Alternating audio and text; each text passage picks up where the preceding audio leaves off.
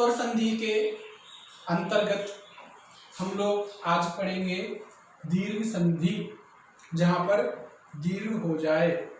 तो दीर्घ संधि में दीर्घ वर्ण कौन कौन से हैं? आ,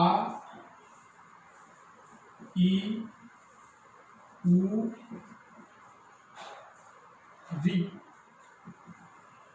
ये 4 वर्ण हैं जो यहाँ पर होंगे संधि में, इसलिए संधि का नाम क्या है? दीर्घ संधि।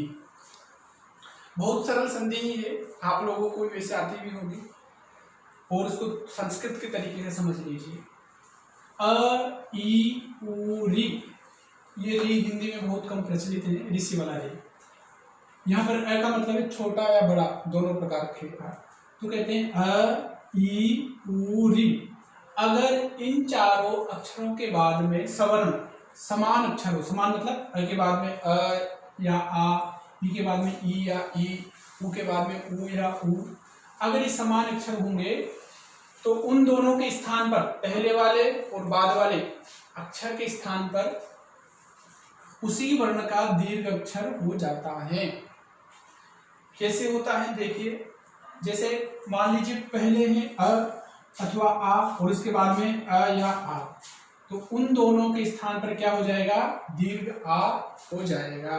जैसे हिम प्लस आलय, हिम में म के अंतर्गत क्या है? अ, इसको बोलते हैं उत्तरवर्ती। तो म के मकार उत्तरवर्ती, म में होने वाला जो अ है उसके बाद में इधर क्या है? आ। तो इस अ और इस आ, अ और आ, इन दोनों के स्थान पर क्या हो गया? बड़ा आ। तो हिम आलय मिला दे क्या बन जाएगा? हिमालय। दूसरा उदाहरण देख लीजिए, विद्या प्लस आलय। अब इधर देखिए दोस्तों, इधर क्या है? आ और इधर भी क्या है? आ। इन दोनों के स्थान पर आ और आ, इन दोनों के स्थान पर क्या हो जाएगा? एक आ। तो विद्या आ लय मिला देंगे क्या बन जाएगा? विद्यालय। वैसे ही पुस्तक प्लस आलय,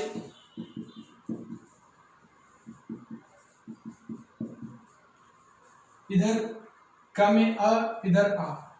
शर्त ये है कि चाहे छोटा आ इस साइड हो अथवा बड़ा हो, अथवा इस साइड छोटा या बड़ा हो, कैसा भी हो, दोनों को मिलकर के बड़ा आ होना है। तो पुस्तक प्लस आलय, इधर ह्रस्व अ है, इधर दीर्घ अ है। बड़े को संस्कृत में दीर्घ बोलते हैं और छोटे को संस्कृत में ह्रस्व बोलते हैं। तो इन दोनों, इसका अ और ये आ, दोनों मिलकर के क्या बन जाएंगे? आ। तो क्या बन गया? पुस्तकालय। तो विद्यालय, पुस्तकालय, हिमालय, देवालय, भोजनालय,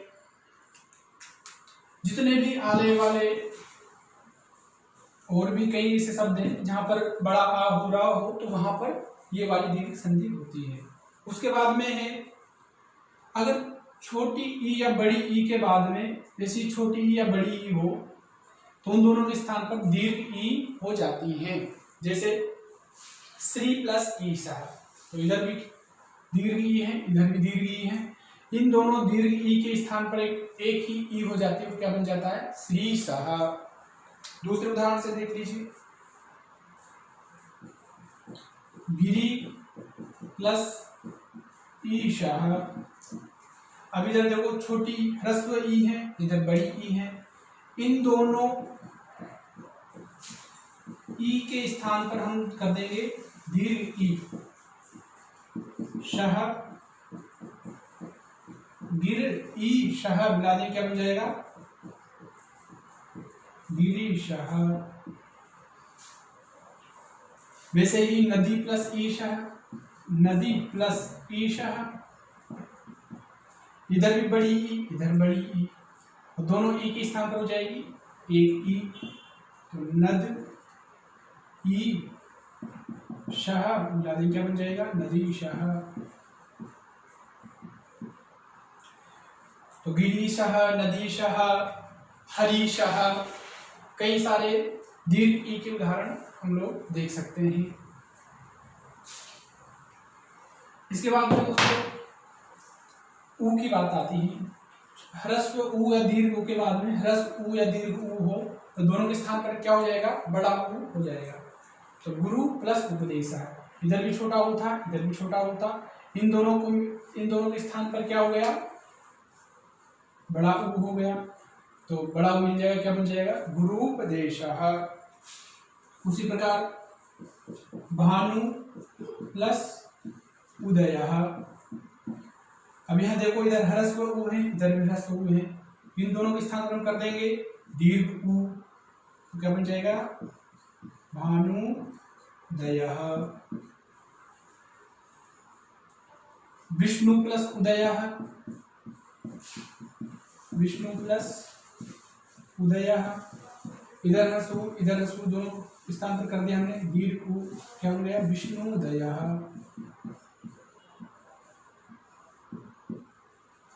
वैसे ही और भी काफी सारे उदाहरण हम लोग इसमें देख सकते हैं। उसके बाद में आता है री। हिंदी में आप लोगों ने बड़ी री कभी नहीं देखी होगी, ऋषि का री तो फिर भी पढ़ लेते हैं, लेकिन री भी बड़ी री होती है। और इसका नियम ये कि छोटी री या बड़ी री, उसके बाद में छोटी री या बड़ी री कुछ भी हो तो इन दोनों के स्थान पर बड़ी री हो जाती है। तो पितृ प्लस ऋणम। अब देखिए इधर ह्रस्व है, इधर भी ह्रस्व है, इन दोनों को मिला देंगे क्या बन जाएगा, बड़ा री, पितृणम, बड़ी री ऐसे लिखी जाती है। मातृ प्लस ऋणम, मातृ प्लस ऋणम, इधर री है और इधर ऋणम का री, इन दोनों री के स्थान पर हो गया क्या, कौन सा री, बड़ा री। तो मात री णम मिला देंगे क्या बन जाएगा, मातृणम।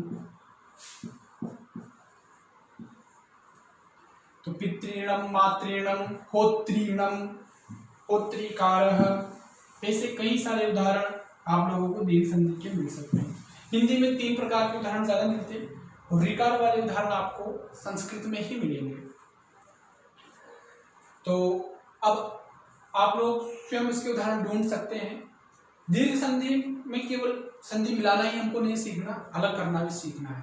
मान लीजिए हिमालय आपको लिखा मिल जाए, इसमें कौन सी संधि है, तो देखो इसमें दीर्घ आ है तो 2 पद अलग अलग करो, हिम प्लस आलय। ध्यान रखना जब हम संधि विच्छेद करते हैं, संधियां अलग अलग करते हैं, तो दोनों पदों का अर्थ निकलना चाहिए। तो हिम प्लस आलय और इसका अलग अलग विच्छेद हुआ, मिलाएंगे क्या बन जाएगा, हिमालय। अब हम लोग चाहते हैं इसका पद विच्छेद ऐसे कर देते हैं, हिमा प्लस अलय, लेकिन हिमा का कोई अर्थ है नहीं है, अलय का कोई अर्थ है नहीं है, इसलिए पदच्छेद करने पर यह ध्यान अवश्य रखना चाहिए कि दोनों पदों का कोई ना कोई अर्थ अवश्य निकले। तो हिम प्लस आलय, हिमालय। श्री प्लस ईशः, इनसे मिलाकर क्या बना था, श्रीशः। श्रीशः को अलग करो तो श्री धन ईशः। अब हम लोग अलग करते समय, पदच्छेद करते समय छोटी भी लिख सकते हैं, लेकिन छोटी श्री का यहाँ पर कोई भी अर्थ नहीं निकलेगा, इसलिए हमको पदच्छेद करते समय वैसे ही पदच्छेद करना है जिसमें अर्थ निकले। तो श्रीशः। जैसे गुरु प्लस उपदेशः से मिलकर क्या बन गया, गुरुपदेशः। तो जब हम पदच्छेद करेंगे तो गुरु प्लस उपदेशः, यहाँ पर षष्ठी तत्पुरुष समास है, गुरु का उपदेश, गुरु उपदेशः, गुरु उपदेशः, गुरु उपदेशः। समास जब हम पढ़ेंगे तो जानेंगे। पितृ प्लस ऋणम, तो जब बड़ी री लगाते हैं तो वैसे लिखते हैं, पितृणम, अलग अलग करेंगे तो पितृ प्लस ऋणम। तो ये हो गई आपकी दीर्घ संधि। आप लोग उदाहरण ढूंढ करके कमेंट में लिखिए, और इसमें कुछ समझ में नहीं आया हो तो पूछिए। और भी कई सारे दीर्घ संधि के उदाहरण में डिस्क्रिप्शन में एक लिंक दूंगा, उसमें आपको मिल जाएंगे, तो वहाँ भी आप लोग अवश्य देख लीजिए। धन्यवाद।